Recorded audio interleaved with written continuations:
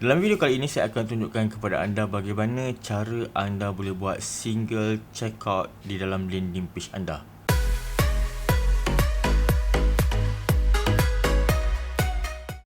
Okay, Assalamualaikum dan salam sejahtera, bertemu kita sekali lagi dalam tips-tips kuasa internet marketing terkini bersama saya Fairuz Razak. Dan jika anda baru first time berada pada channel saya ini, pastikan anda tekan butang subscribe dan butang bell di bahagian bawah ni untuk melihat banyak lagi tips-tips berkaitan dengan perkongsian internet marketing yang terkini. Okey, untuk video kali ini saya akan berkongsi dengan anda bagaimana anda boleh buat single checkout menggunakan Fluent Form. Okey. Kenapa saya menggunakan Fluent Form ni adalah kadang-kadang kita punya produk tu dia macam boleh dibuat single, tak ada banyak variation sangat. So jadi sebab tu saya suka menggunakan single checkout landing page ni. Okey, saya namakan ni sebagai single checkout landing page sebab pada bahagian bawah ni kita boleh minta kita punya customer untuk letakkan nama, email dan dia boleh terus check out. Yang ini sesuai, contohnya kalau kata anda ada single produk ataupun anda nak buat kutipan derma dan sebagainya, anda boleh buat menggunakan Fluent Form. Dan Fluent Form ni dia ada integration dengan Billplease dan ToyPay. Jadi memang sangat-sangat best. Dan nak tahu bagaimana cara ataupun bagaimana ianya berfungsi, tengok video ni. Okey, baiklah, untuk permulaannya anda perlu download beberapa plugin yang penting sebelum anda boleh buat anda boleh check out through form lah. Okey, jadi untuk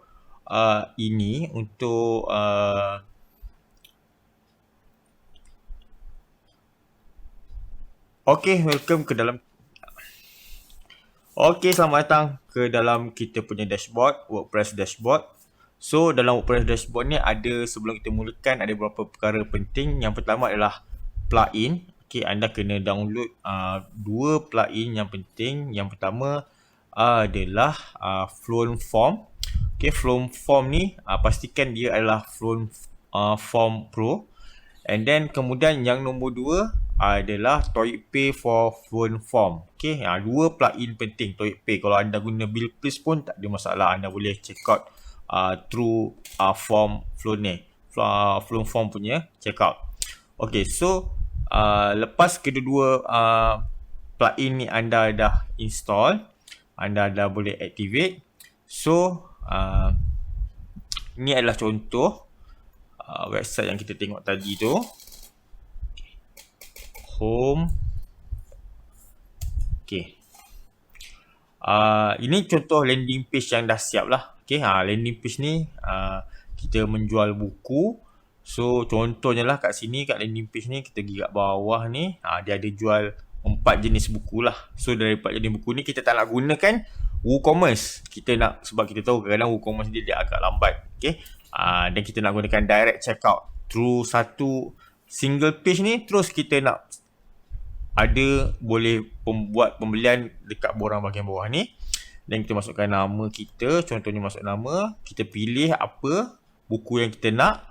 Kita boleh set sama ada kita boleh pilih dia boleh pilih satu ke ataupun dia boleh pilih keempat-empat ni. Okey, nanti saya akan ajar. Kemudian kat sini, bila dia dah pergi ke sini, and then dia boleh buat pembelian beli sekarang. Macam yang untuk website kali ni saya gunakan ToyPay. Contohnya bila beli sekarang, dia akan terus masuk ke ToyPay. Okay, and then dia boleh lanjut untuk pembelian dan terusnya masukkan dia punya detail untuk pembelian lah. So itu dia punya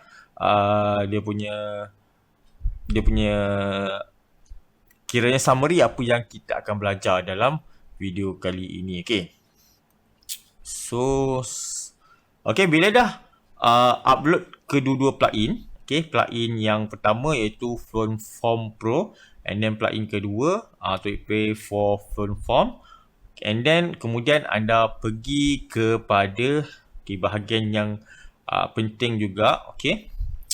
Dekat bahagian first anda pergi ke Fluent Form Pro ni, pergi ke bahagian global setting.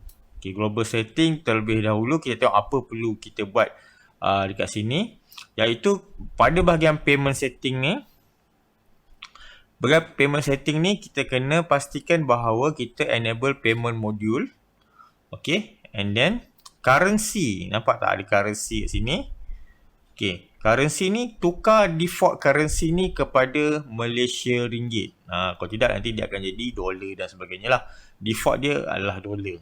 Okay. And then kita save setting. Push inside subscription management ni tak perlu. Payment method. Okay. Kalau kita tak install TOEIC Pay for Flow Form, dia takkan keluar kat sini. Tapi kalau kita dah install, dia akan keluar kat sini lah. So dekat sini apa yang penting adalah, okay, kat sini ada dua bahagian. Okay. Apa maksud Live API dengan Sandbox API ni? Dia adalah dua benda yang berbeza.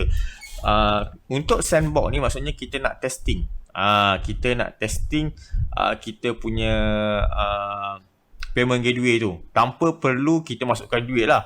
Contohnya bila kita nak buat payment gateway ni kan, kadang-kadang kita kena masukkan duit. Contohnya dulu bila saya tak tahu benda ni, saya letakkan harga produk tu RM1, jadi saya test. Setiap kali saya nak test payment gateway, saya masukkan duit RM1 kan. Jadi benda tu agak melecehkan. Jadi apa yang kita boleh buat adalah kita gunakan Sandbox. Sandbox ni maksudnya dia akan testing function. Okay. Macam mana Sandbox tu berlaku adalah contohnya macam yang tadi. Yang ni Sandbox lah. Kan. Dia bukannya actual. Kalau kita successful, kita tekan ni. Dan kita proceed. Kan dia akan buat dummy. Dummy apa ni? 1, 2, 3, 4. 1, 2, 3, 4. Okay, dummy. Di mana dummy ni kita akan beritahu. Okay. Contohnya.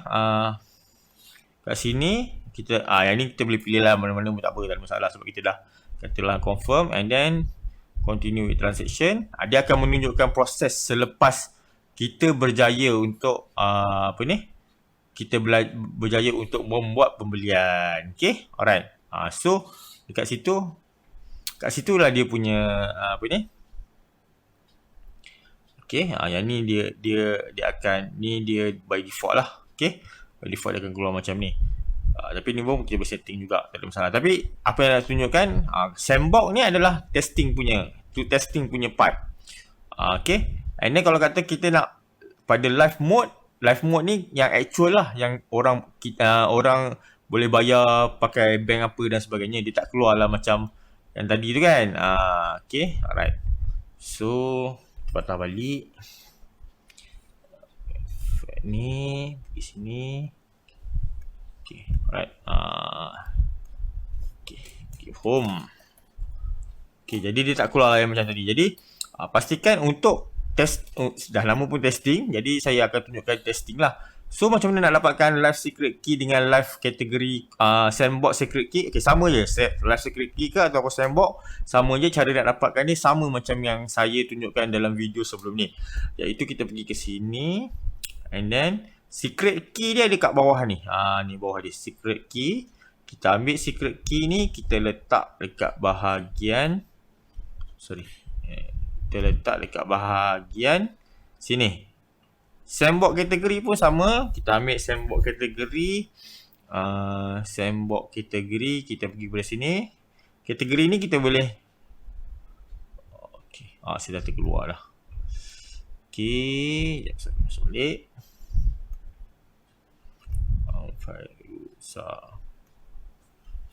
Dia ada kesilapan sikit. Terus balik. Okay, fee. Okay, right. Okay, kategori code kita masuk ke sini. And then kita, kalau kata tak ada, kita boleh create barulah. Kita boleh add new category and then kategori code kat bahagian sini. Okay, anda nampak sini. Copy yang ni. Copy yang ni, Ctrl C and then anda masukkan ke dalam bahagian bawah ni. Okay. Okay. Yang ni semua kita biarkan by default lah. Okay. Payment channel kita letak. Okay. Kat sini. Okay. Ni tak perlu. SPX. Okay. Bill owner. FPX charge ni maksudnya kita nak charge kepada kita ataupun kepada customer. Okay, kalau customer dia akan jadi RM1 lah. So kita buat save setting. Okay, successful. And then dua perkara tu yang penting lah. So the next one adalah kita nak create form macam ni. Macam mana kita nak create form yang macam ni lah, yang ada produk dan sebagainya. Cara dia adalah senang saja. Kita pergi kepada new form. Pergi new form. Dan kita pilih kita create satu form kat bahagian sini. And then dia akan bawa kepada form yang ni lah. Okay, saya terpaksa sekejap. Saya hilangkan diri saya kejap.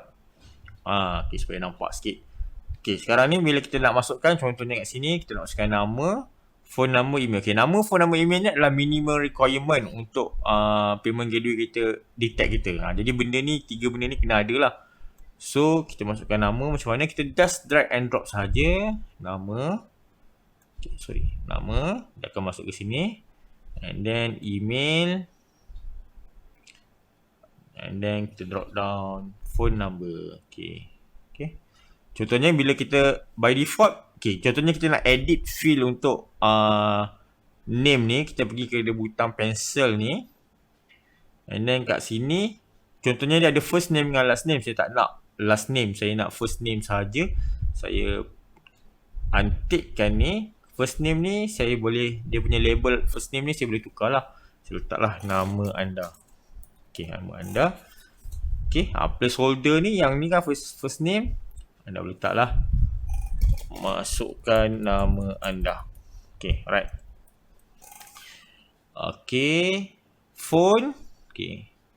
Phone sama juga. Nak labelkan apa? Nombor phone. So, placeholder dia mobile number. Masukkan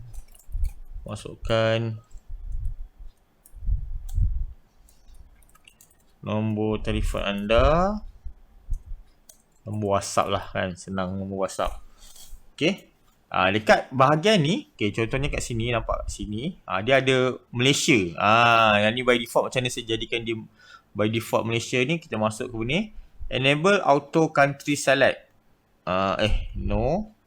Default country ni kita letak Malaysia. Tak Malaysia. Melawi pula. Malaysia. So kita save form dulu. Email address ni just email address. And then so dekat bahagian sekarang ni bila yang bahagian part atas ni, 3 field ni kita dah settle. Yang pilihan buku ni, pilihan buku ni macam mana nak buat? Adalah kita pergi kepada bahagian payment field. Payment field. Pergi bahagian ni, payment field. Then kita edit. Dekat bahagian edit ni, kita boleh pilih. Kalau macam ni, by default dia adalah single item. Maksudnya kalau kita nak contohnya kalau kita nak buat derma ke dan sebagainya, kita boleh buat single item lah. Jadi kita letakkan harga dia siap-siap. So radio selection ni maksudnya dia boleh pilih salah satu je. Macam kat sini, macam ni dia boleh pilih multiple. Tapi kalau kata kita nak pilih satu je, kita boleh pilih yang radio selection ni lah. And then checkbox selection, kita pergi kepada checkbox selection ni lah yang boleh buat multiple. Yang macam borang yang saya buat ni, saya buat multiple. And then select field ni, yang ni saya tak pernah try, tapi saya gunakan radio selection, single radio selection ataupun checkbox. Contohnya lah payment 1 ni saya nak letak dia RM10. Payment 2, payment 3, payment 4, ada 4 buku kan. Jadi saya untuk mudahkan sebab buku 1, buku 2, buku 3, buku 4 lah. Buku 1, buku 2, buku 3, buku 4. Contohnya lah harga dia RM10, RM15, RM16, RM19. Contohnya kalau nak letak gambar macam yang saya buat ni, ada gambar kan, boleh buat. Kita letak foto sini, nanti kita upload je gambar. Kita boleh buat. Untuk contoh ni saya tak perlulah. Okay. Field require maksudnya kena masukkan. Kalau kata dia tak masukkan, ada yang hashtag ni. Hashtag ni maksudnya kena require lah. Kena masukkan, wajib masukkan. Maksudnya orang tu wajib pilih. So payment item, okay, kat sini dulu payment item kan. Jadi kita boleh tukar label dia, kita tukar pilihan buku. So, and then kita save form. Okay, bila kita dah save form, yang ni kita punya form. Okay. Yang ni contoh kita punya form yang ada. Okay. So dekat form ni apa yang kita boleh buat adalah pilihan buku, save form. Okay. Macam mana kita nak masukkan kita punya buku pula. Kita punya form ni ke dalam kita punya landing page. Okay, first kali kita create lah landing page. Okay, first kita kena create satu landing page. Saya buka satu tab. Okay. Okay, yang macam home ni saya dah create lah. Okay. Tapi kita gunakan je lah. Yang home ni pun tak ada masalah. Contohnya, ini saya edit with Elementor. Saya nak tunjukkan macam mana nak masukkan form tu ke dalam anda punya landing page. Ni contohnya landing page. Okay. Jadi yang form yang kita nampak tadi lah. Yang saya buat sebelum ni. Katakanlah saya nak letak satu lagi form. Ni contoh saya letak satu lagi form. Saya pergi nama dia shortcode. Okay, shortcode. Shortcode ni masukkan kat bahagian bawah ni. Okay. Bila kita masukkan bawah ni, dia akan suruh minta ID. Jadi ID yang kita buat, contohnya sekarang ni ID dia yang ni lah, from for ID ni. Jadi kita klik tu copy, kita pergi balik ke dalam kita punya landing page, kita Ctrl V. Okay, nampak? Kan dah ada buku 1, buku 2, buku 3, buku 4. Okay, masukkan nama. Sama lah macam yang atas ni. Cumanya dia tak ada gambar saja. Kalau nak masuk gambar, boleh masukkan gambar lah macam saya tunjuk tadi. Contohnya submit form ni kita nak ubah. Saya lupa tunjukkan. Submit form dia pergi sini. Sama juga pergi ke edit. Kita boleh tukar dia kepada center. Dia duduk tengah-tengah. Submit form ni kita boleh ubah beli sekarang. Okay, and then kita pergi sini. Save form. Kita pergi balik ke sini. Kita apply. Okay, right. So kita pergi bawah. Tengok ada perubahan ke tak. Dapat dia dah jadi beli sekarang dekat bahagian sini lah. Okay. So bila kita masukkan sini, kita masukkan buku 1. Okay. Sekarang ni saya delete dulu atas ni supaya tak mengelirukan anda. Okay. Contohnya sekarang ni saya update. Okay. Saya pergi preview change. Dan saya masukkan sini. Okay. Buku 1, buku 2 dia boleh pilih. Kan? Harga berapa. Tapi cumanya kat sini yang tak bestnya sebab dia tak nampak summary. Kita nak letak summary apa yang dia dah pilih. Kita pergi ke sini balik. Saya lupa masukkan summary. Payment summary. Okay, payment summary. So kita save form. Kat sini pun kita refresh. Okay, yang ni kita kata kita buku 1, dia akan keluar buku 1 harga berapa, buku 2 harga berapa, okay, total berapa yang kena bayar. Okay, dah settle part ni. Okay, satu benda yang paling penting adalah lepas kita dah buat ni kan, kalau kata kita klik beli sekarang, dia tak pergi ke mana, dia tak pergi kepada ToyPay. Jadi kita tak nak, kita patah balik.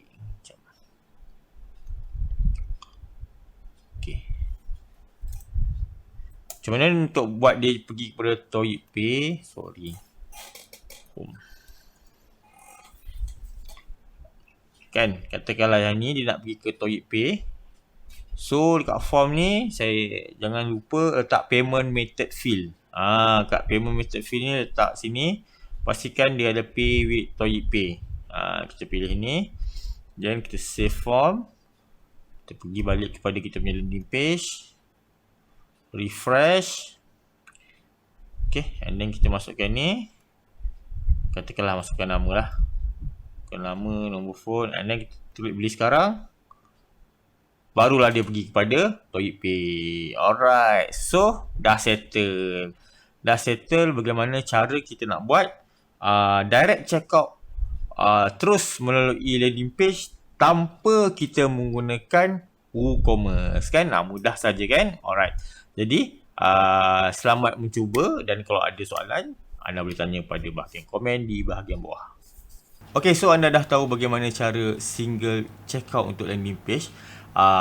Dan salah satu faktor kenapa saya suka menggunakan single checkout ni adalah sebab dia tak perlu melalui WooCommerce. Okay, kenapa saya tak suka sangat guna WooCommerce ni? Sebab kadang-kadang WooCommerce ni dia agak berat ataupun dia agak lambat bila kita gunakannya dengan, contohnya saya gunakannya dengan saya gunakan WooFunnel dan sebagainya. Dia kadang dia agak berat. Bukan tak boleh guna, tapi kadang-kadang dia agak berat lah. Contohnya kalau kata anda tidak mempunyai hosting yang agak laju, mungkin menyebabkan kadang-kadang dia tersangkut waktu check out. Jadi bila pembeli anda tersangkut waktu check out tu, jadi dia akan menyebabkan pembelian tidak dapat dilakukan dengan sempurna. Sebab itu bagi saya antara faktor kenapa, kalau anda perasan dekat dalam saya punya borang-borang landing page saya menggunakan flow form ini. Lebih mudah, lebih cepat dan lebih memudahkan untuk pembeli membeli produk daripada saya.